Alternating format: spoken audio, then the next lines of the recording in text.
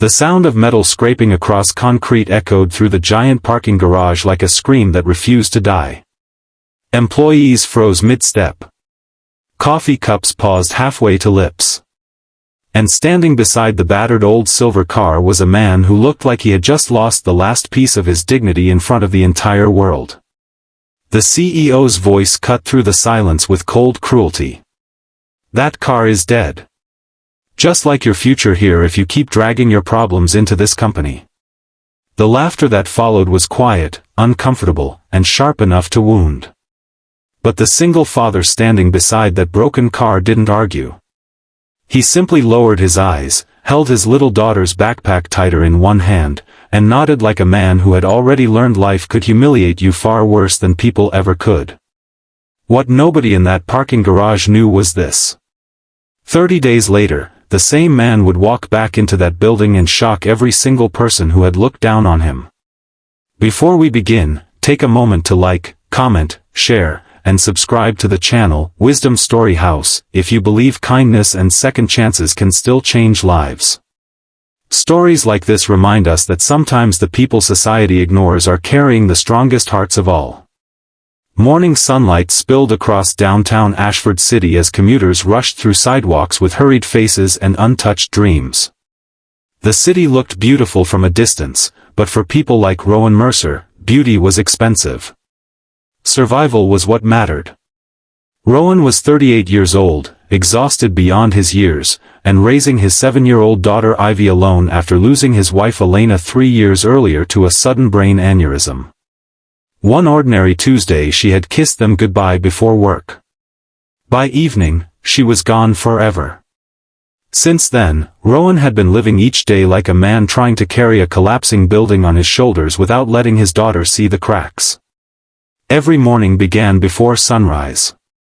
He prepared Ivy's breakfast, braided her messy curls with clumsy fingers, packed lunches, and drove 20 miles in a failing 12-year-old sedan that coughed smoke every time the engine started. The car was old, ugly, unreliable, and painfully loud, but it was the only thing standing between Rowan and unemployment. He worked as a maintenance supervisor for Varello Automotive, one of the largest luxury car manufacturers in the state. Ironically, Rowan spent his days around vehicles worth more than his entire apartment building while struggling to keep his own dying car alive with duct tape, borrowed tools, and prayers. The company's CEO, Victor Holden, was famous for his sharp business mind and even sharper tongue. Employees feared him more than they respected him. Victor believed weakness was contagious, and poverty, in his opinion, was simply proof of laziness. That Wednesday morning, Rowan's car finally surrendered. The engine exploded into a cloud of smoke just as he entered the executive parking structure. Ivy sat quietly in the back seat clutching her school art project while Rowan desperately tried to restart the vehicle. The engine screamed once, then died completely. And that was when Victor Holden arrived. The black luxury sedan rolled to a stop beside Rowan's broken car. Victor stepped out wearing a tailored navy suit that probably cost more than Rowan earned in 2 months. Several executives followed behind him carrying tablets and coffee cups like loyal shadows. Victor looked at the smoke pouring from Rowan's hood and smirked. "That thing belongs in a junkyard." Rowan apologized immediately, embarrassed beyond words. He explained he would move it somehow before lunch. He tried to keep his voice calm because Ivy was listening. But Victor's eyes shifted toward the little girl in the back seat. "You bring your kid to work in that death trap?" he asked coldly. "That car is dead. Just like your future here if you keep dragging your problems into this company." The humiliation landed harder because Ivy heard every word. Rowan noticed her small face lowering toward the floorboard. Children understood shame faster than adults realized. He swallowed his pride and quietly nodded. Victor walked away without another glance. That evening, Rowan sat alone in his apartment after Ivy had fallen asleep. Bills covered the kitchen table like an impossible puzzle. Rent overdue. Electricity warning. Medical debt from Elena's hospital care. His savings account contained $37. The car repair estimate was nearly $4,000. He stared at the numbers until tears blurred the page. For the first time in years, Rowan felt something dangerous growing inside him. Hopelessness. Over the next week, life became brutal.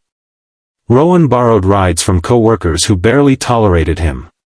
He walked miles carrying groceries because rideshare prices were impossible.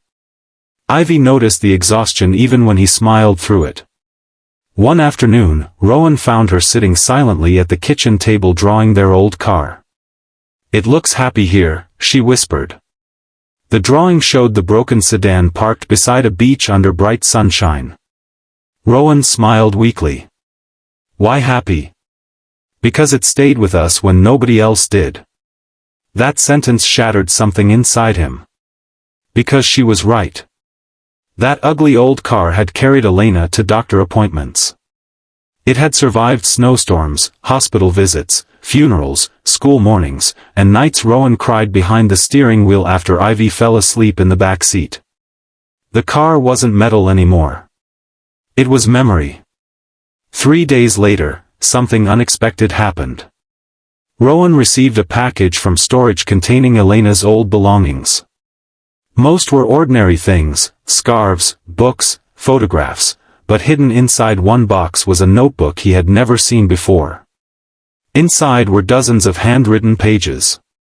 Business sketches. Design concepts. Engineering ideas. Elena had once dreamed of creating affordable eco-friendly vehicle systems for struggling families before illness stole her future. Rowan remembered those late nights years ago when she stayed awake researching engines while drinking cheap coffee at their tiny kitchen table. One page stopped him cold. A complete redesign concept for low-cost modular engine restoration using recycled parts. Rowan stared for hours. As a maintenance supervisor with years of mechanical experience, he suddenly realized something incredible. Her idea could actually work. For the next several nights, Rowan barely slept. After work he spent hours in small garages and junkyards collecting discarded parts. He studied Elena's notes until dawn while Ivy colored beside him pretending not to notice how determined her father had become. The broken sedan slowly transformed. Neighbors laughed at first. Co-workers doubted him. But Rowan kept building. Every bolt tightened felt like bringing a piece of Elena back into the world. Every repair became personal. The project consumed him for 30 straight days. And on the 30th morning, the impossible happened. The engine roared to life. Not with smoke. Not with failure. But with smooth, powerful precision that sounded better than the car ever had before. Rowan sat frozen behind the wheel as tears filled his eyes. Ivy screamed with excitement from the passenger seat. "You fixed her." "No. They fixed her." That same afternoon, Virello Automotive hosted its annual innovation showcase where executives displayed future technology concepts to investors and media outlets. Rowan had no reason to attend except for one thing burning inside him stronger than fear. He wanted Victor Halden to see the car. Not out of revenge. But because people like Victor needed to understand something. Broken things still mattered. Rowan drove into the company parking structure slowly, sunlight reflecting off the newly restored silver sedan. Employees turned their heads immediately because the transformation was unbelievable. The ugly dying car looked reborn. Victor Halden noticed too. He stepped out of the elevator mid-conversation and stared at Rowan's vehicle with confusion. "What is that?" Rowan calmly handed him a folder. Inside were Elena's designs, engineering calculations, and Rowan's completed prototype modifications showing how affordable recycled engine systems could dramatically reduce repair costs for low-income families. Victor's expression slowly changed. The prototype wasn't just functional. It was brilliant. The redesigned system cut repair expenses by nearly 60% while improving fuel efficiency dramatically. Executives gathered around the car in stunned silence. One investor immediately asked who designed it. Rowan looked down briefly before answering. My wife started it before she died. I just finished what she couldn't. For the first time anyone could remember, Victor Halden had no immediate response. Because suddenly the poor maintenance supervisor standing before him no longer looked small. He looked extraordinary. News spread rapidly through the showcase floor. Engineers inspected the car repeatedly. Investors asked questions non-stop. Within hours, people who had ignored Rowan for years were suddenly listening carefully to every word he said. But the moment that changed everything came later that evening. Victor found Rowan alone beside the parking garage window overlooking the city.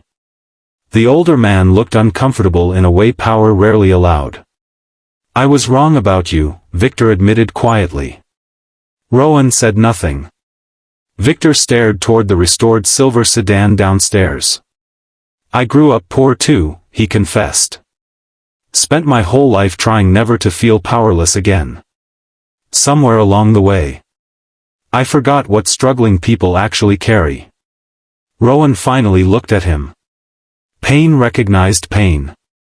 That was the strange thing about life.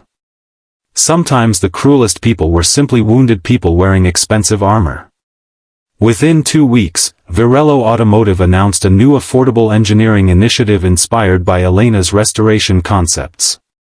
Rowan was offered leadership over the development division with a salary that completely transformed his life overnight. But money wasn't what mattered most. For Rowan, the real victory happened one quiet Saturday morning. He drove Ivy to the beach in the same silver sedan everyone once mocked. Sunlight danced across the ocean while gulls circled overhead. Ivy leaned against the window smiling peacefully. Mom would have loved this, she whispered. Rowan looked toward the horizon as tears warmed his eyes. She's here, he answered softly. Every part of this, she's here. The wind carried silence between them, but it no longer felt empty. It felt healing. Months later, employees at Virello still talked about the day the maintenance supervisor shocked the entire company. But the story changed people for another reason too. They started treating janitors differently. Receptionists differently. Mechanics differently. Because they finally understood something simple yet powerful. You never truly know what battles someone is fighting while standing quietly beside a broken car. And sometimes the person everyone dismisses is only one chance away from changing everything. If this story touched your heart even a little, please take a moment to like, share, and subscribe to Wisdom Story House. Stories like Rowan's remind us that dignity can survive even the harshest humiliation, and kindness can restore parts of people the world thought were already gone. And before the story ends, we have one special request for you. Comment below with the words, "Broken doesn't mean worthless." Because someone out there may need that reminder today more than you realize. Years later, people would still remember the silver sedan parked outside Virello headquarters during company events. New employees often asked why such an ordinary car was displayed with so much respect. The answer was always the same. Because it reminded everyone that hope sometimes arrives disguised as failure.